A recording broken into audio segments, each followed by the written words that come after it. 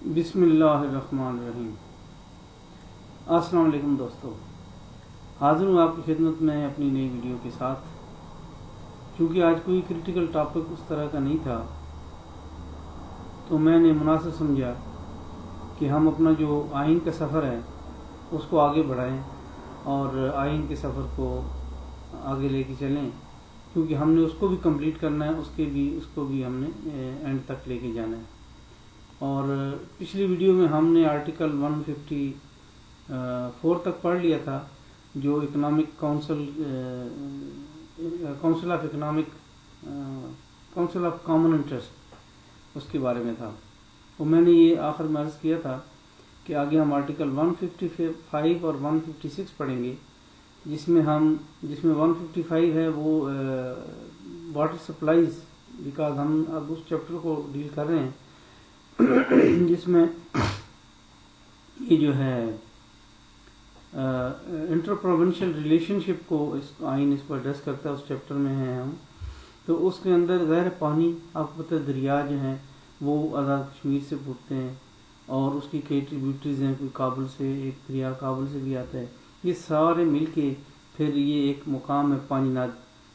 میں، یہ سارے مل کے دریا سندھ بنتا ہے، دریا سندھ سے پھر آگے یہ ٹھٹھہ بدین کی طرف نکل جاتا ہے۔ تو یہ جو آپ کو پتہ ہے جو دریا ہیں وہ تو اپنی مرضی سے بہتے ہیں، پیچھے سے آتے ہیں پہاڑوں سے اور میدانوں سے ہوتے ہوئے نیچے سمندر کی طرف جاتے ہیں۔ تو چونکہ ان کے اوپر یہ ایک صوبے سے دوسرے صوبے میں آتے جاتے ہیں رہتے ہیں، یعنی پنجاب میں جتنے دریا ہیں وہ آگے سندھ میں جا کے، بلوچستان کو تو خیر میں کوئی ٹچ نہیں کرتا، ایک سندھ تھوڑا سا ٹچ کرتا ہے۔ تو اس حوالے سے جتنے بھی دریا ہیں، چونکہ وہ ہم ایک فیڈریشن ہے، پاکستان ایک فیڈریشن ہے، تو اس کا ایک بہت بڑا امپیکٹ ہمارے سیاسی اس پہ بھی ہوتا ہے کہ دیکھیں جو کالا باغ ڈیم تھا اس پہ کتنی سیاست ہوئی۔ اس میں دو صوبے جو ہیں، صوبہ سندھ اور صوبہ سرحد یعنی KPK، ان دونوں نے اس بات پہ اٹھایا معاملہ کہ KPK کے تحفظات یہ تھے، خاص کر کے عوامی نیشنل پارٹی کے، کہ یہ نوشہرہ ڈوب جائے گا، اور سندھ گورنمنٹ کے یعنی سندھ کی جو پولیٹیکل پارٹیز تھیں، یہ سندھ اور باقی، ان کے خدشات یہ تھے کہ جی نہریں نکلیں گی،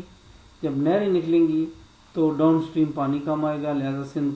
خشک ہو جائے گا۔ اور خاص کر کے ان کا ایک وہ ہے کہ دریا سندھ کے اوپر کوئی ڈیم بن ہی نہیں سکتا، دریا سندھ والوں کے لیے اس کے اوپر کوئی نہیں۔ تو ابھی دیکھیں کیا ہوتا ہے، حالات اللہ کرے بہتری کی طرف جائیں۔ آج ہم دیکھیں گے کہ آئین اس بارے میں کیا کہتا ہے۔ پرویز مشرف دور میں جب یہ معاملہ اٹھا تو انہوں نے ایک ٹیلی میٹری سسٹم لگوایا تھا، جو 36 کروڑ کا امپورٹ ہوا تھا، اس کو مختلف پوائنٹس پہ لگا دیا گیا تھا، اور ٹیلی فون سے ان کا ڈیٹا جو ہے وہ ایک جگہ پہ ڈسپلے ہوتا رہتا تھا کہ جی ڈاؤن سٹریم لیٹ سے سکھر بیراج ہے یا آگے جو جگہ ہے، مختلف پوائنٹس پہ اس کو لگایا تھا تاکہ وہ ٹیلی میٹری مینس وہ کتنے کیوسکس پانی ڈاؤن سٹریم آ رہا ہے وہ ایک جگہ پہ وہ ہر وقت اس کی لائیو جو ہے وہ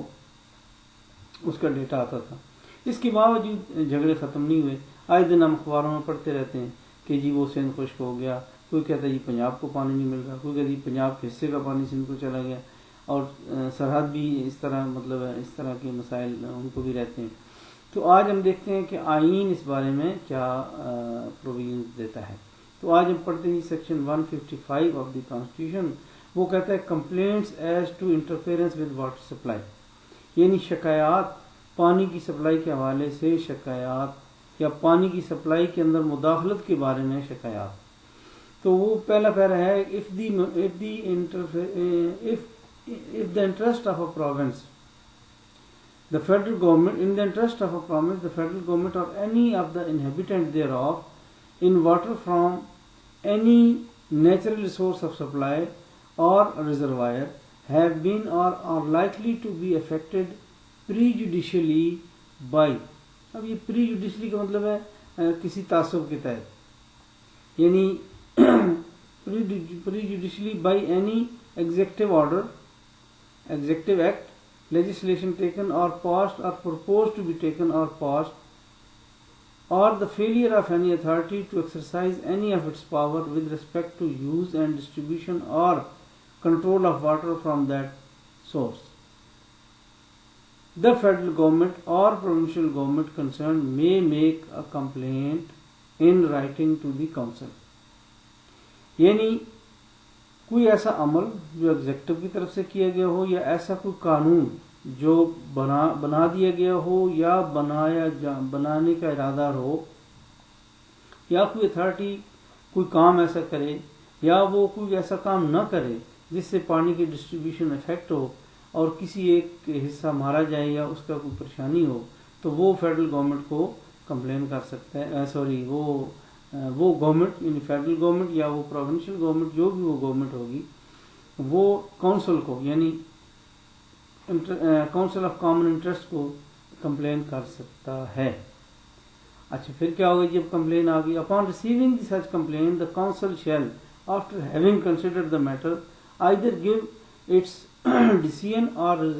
request the president to appoint a commission consisting of such persons having special knowledge and experience in irrigation, engineering, administration, finance or law or as he may think fit, hereinafter referred to as commission. यानी कि ये council जो है president को कहेगी, अगर या तो उस कंप्लेंट पर फैसला दे देगी या फिर वो सदर को कहेगी कि आप एक कमीशन बना दो जिसके अंदर स्पेशल नॉलेज वाले बंदे हों और ख़ास करके वो स्पेशल नॉलेज किन एरियाज़ में हो, इरिगेशन में हो, इंजीनियरिंग में हो, एडमिनिस्ट्रेशन में हो, फाइनेंस में हो, लॉ में हो या जैसा प्रेसिडेंट मुनासिब समझे। ये अगर तो काउंसिल ऑफ कॉमन इंटरेस्ट उस मामले को खुद न फैसला करेगी तो वो सदर को कहेगी कि आप एक कमीशन बना दो। फिर क्या होगा? अनटिल मजलिस शूरा यानी parliament makes provisions by law in this behalf, the provisions of Pakistan Commission of Inquiry Act 1956 as in force immediately before the commencing day shall apply to the council or the commission as if the council or the commission were a commission appointed under the act to which all the provisions of section 5 thereof applied and upon which the power contemplated by section 10A thereof had been conferred. अब एक आम कारी को इसकी समझ नहीं आएगी इस पैरे की, तो उनकी सहूलत के लिए मैं समझा रहा हूँ कि एक और एक्ट है 1956 का जिसका नाम है कमीशन ऑफ इंक्वायरी एक्ट 1956। अब आपने सुना होगा कि हमूदुर रहमान कमीशन बन गया, वो एक कमीशन बना था जिसने ये उसामा बिन लादेन का इधर से एबटाबाद से निकल आना, उस पर भी एक कमीशन बना। और जो भी कमीशन गवर्नमेंट अपॉइंट करती है उसके लिए भी गवर्नमेंट का कोई भी एक्ट है या सूबाई गवर्नमेंट का कोई भी एक्ट है या एग्जेक्टिव का कोई भी एक्ट है, वो किसी कानून पे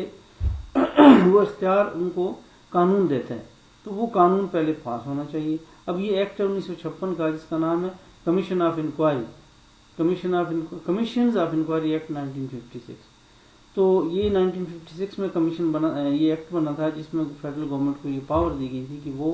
कोई जो है ना कोई भी कमीशन बना सकती है। अब इसको चूंकि हम देख रहे हैं कि आइन के अंदर कोई गलती ना हो, मैंने इस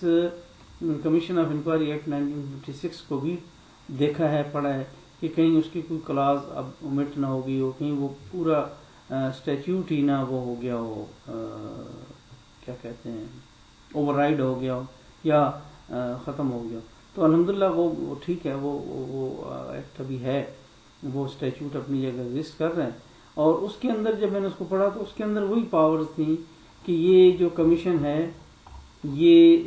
अपॉइंट करेगी फेडरल गवर्नमेंट या ये अपॉइंट करेगा प्रेसिडेंट ऑफ पाकिस्तान, और उसके बाद जो है इसका गजट नोटिफिकेशन होगा कि ये पास हो गया है। फिर इसकी पावर है, ये समन कर सकता है जी, ये एविडेंस ले सकता है, डिस्कवर कर सकता है, किसी भी डॉक्यूमेंट को प्रोड्यूस करने के लिए कह सकता है, एविडेंस रिसीव करता है, एफिडेविट रिसीव कर सकता है, और issuing commission for the examination of witness, और मतलब फर्दर छोटे कमीशन बना सकता है, किसी विटनेस को एग्जामिन करना है, कोई डॉक्यूमेंट लेके आना है। फिर इसकी कुछ एडिशनल पावर्स हैं कि ये जो कमीशन होगा it will be deem to be civil court, और सिविल कोर्ट की इसकी पावर होंगी, इसके जो अफसरान होंगे वो मजिस्ट्रेट की पावर रखेंगे। और फिर इसमें आगे ये भी है کہ اگر اس کا جو پریزیڈنٹ، اس کا جو صدر ہے یعنی کمیشن کو جو ہیڈ کرے گا، اگر وہ سپریم کورٹ کا جج ہے یا وہ ہائی کورٹ کا جج ہے تو پھر اس کی پاور جو ہیں وہ ہائی کورٹ والی پاورز ہوں گی. تو وہ جو ہے وہ کسی بھی ان کے پاس وہی پاورز ہوں گے. اگر کوئی ان کو ایویڈنس نہ دے تو وہ ایویڈنس لے سکتے ہیں، ان کے خلاف جو باقی پروویژنز ہیں ان کے تحت ان کے خلاف کارروائی ہو سکتی ہے. تو یہ سارا جو کمیشن کا 1956 سے کمیشن والا ایکٹ ہے اس کے تحت یہ کمیشن بنے گا جو دیکھے گا پانی کی کمپلینس کو. اچھا اب آتا ہے آفٹر کنسیڈرنگ، یہ جو کمیشن بن گیا، کمیشن نے رپورٹ دے دی. After considering report and supplementary report of any of the commission, the council shall record its decision on all matters referred to the commission. یا تو شروع میں ہی کمپلین آنے پہ وہ کونسل آف کامن انٹرسٹ فیصلہ کر دے گی، یا پھر وہ کمیشن اپوائنٹ کرے گی، اور کمیشن اپوائنٹ کے بعد جب کمیشن کی رپورٹ آ جائے گی پھر وہ فیصلہ کرے گی. Notwithstanding any law to the country but subject to provisions of clause 5 of article 154 it shall be the duty of federal government and provincial government concerned in the matter in issue to give effect to the decision of the council faithfully according to its terms and conditions. اب دیکھیں یہ term and tenor, اب یہ جو Claus ہے اس کی میرا خیال ضرورت نہیں ہے، کیونکہ دیکھیں جب آپ کونسل آف کامن انٹرسٹ اب ہر 90 دن بعد یہ ملے گی اور ایک منسٹری بن گئی ہے جس نے اس کے فیصلوں کو امپلیمنٹ کرانا ہے اور دیکھنا ہے کہ یہ ہو رہا ہے نہیں ہو رہا، تو میرا خیال ہے فیتھ فل ہونا، یہ تو obviously whosoever is faithful to the constitution of Pakistan is likely to be faithful, has to be faithful to the other matter ancillary to it، یعنی اس کے جو آف شوٹڈ میٹرز ہیں اس کو بھی اس کو faith full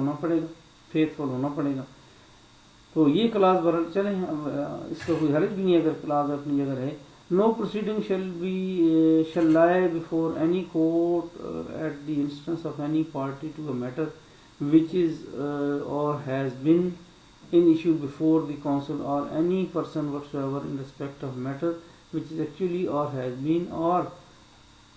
might or ought to have been a proper subject of complaint. اب دیکھیں یہ اس لیے ڈال دی گئی ہے کہ کوئی بندہ کمپلین کر دیتا ہے کہ جی میرے فلاں کھالے میں، میرے فلاں نہر میں، میرے وہاں راج باغ میں پانی نہیں آ رہا، اور وہ کمپلین جھوٹی ثابت ہوتی ہے. تو اس کو اور اس کی اس جھوٹی کمپلین کی بنیاد پہ میٹر جب وہ ریفر ہو جاتا ہے کامن مشترکہ مفادات کی کونسل کو، اور وہاں پر سارا کچھ ہوتا ہے. یہ ان کو پروٹیکشن دینے کے لیے یہ کلاس ڈالی گئی ہے کہ کوئی بندہ جو ہے وہ کمپلین کرنے میں گھبرائے نہ. جیسے کسی اریگیشن ڈپارٹمنٹ کا کوئی چھوٹا افسر ہے، وہ کوئی کمپلین کرتا ہے اور غلط فہمی کی بنیاد پہ کر دیتے ہیں، تو اس کے خلاف کوئی جو ہے نا ڈسپلنری ایکشن نہ لیا جائے تاکہ لوگ فری ہو کے کمپلینیں کریں.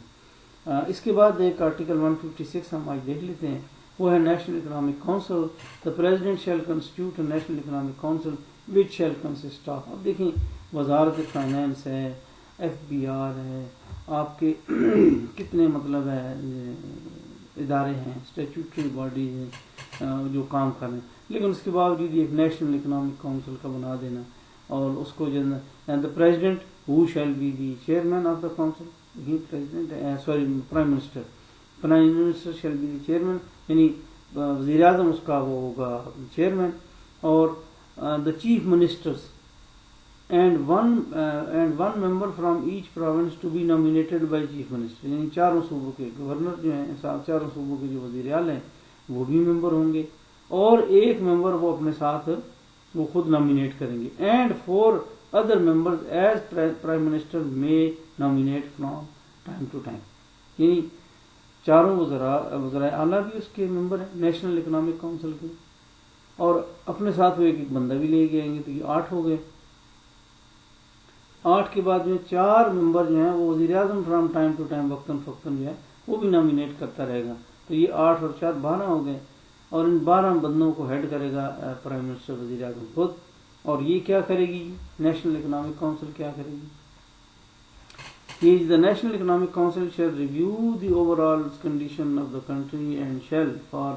advising the federal government and the provincial government formulate plans in respect of financial, commercial, social and economic policies, and in formulating such plans it shall amongst other factors ensure balanced development and regional equity, and shall also be guided by the principles of policy set out in chapter 2 in part 2. اب آپ کو پتہ ہے کہ ہم وہ پڑھ چکے ہیں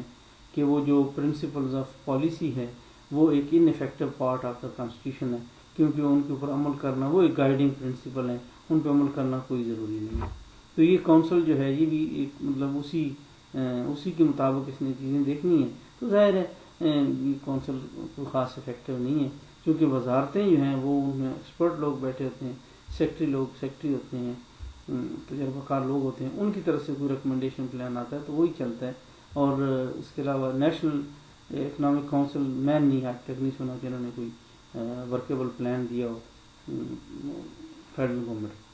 تیسرا اس کا para the meeting of council shall be summoned by the chairman اور any requisition made by 1/2 of the member of the council.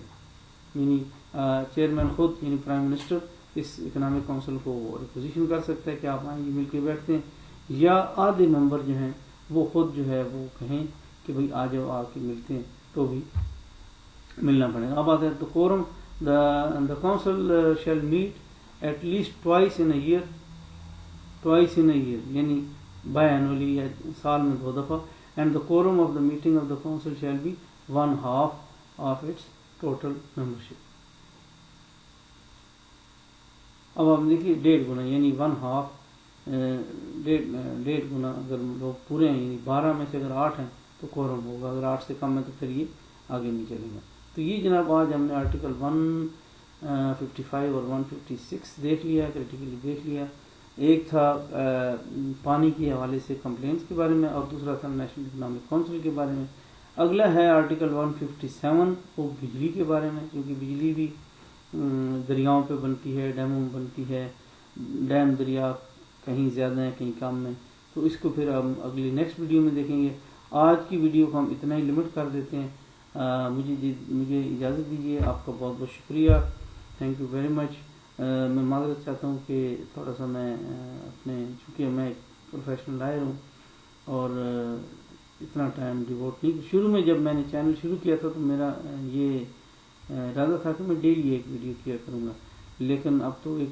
Once in a week بھی مشکل ہو رہا ہے کیونکہ بہت سارے مسائل ہوتے ہیں. تو انشاءاللہ العظیم کوشش کروں گا کہ میں اپنے اس آئین کے سفر کو جاری رکھوں، اور ان دی اینڈ جب ہمارا یہ سفر کمپلیٹ ہوگا تو میں آپ کو یہ بھی آج بتانا چاہتا ہوں کہ میں اپنا خود ایک آئین لکھوں گا پاکستان کے لیے. اس پہ میں اگلی ویڈیو میں بات کروں گا. آپ کو بہت بہت شکریہ. اپنا، اپنے دوستوں یاروں کا، فیملیز کا، ارد گرد کا بہت خیال رکھیے گا. السلام علیکم ورحمۃ اللہ وبرکاتہ.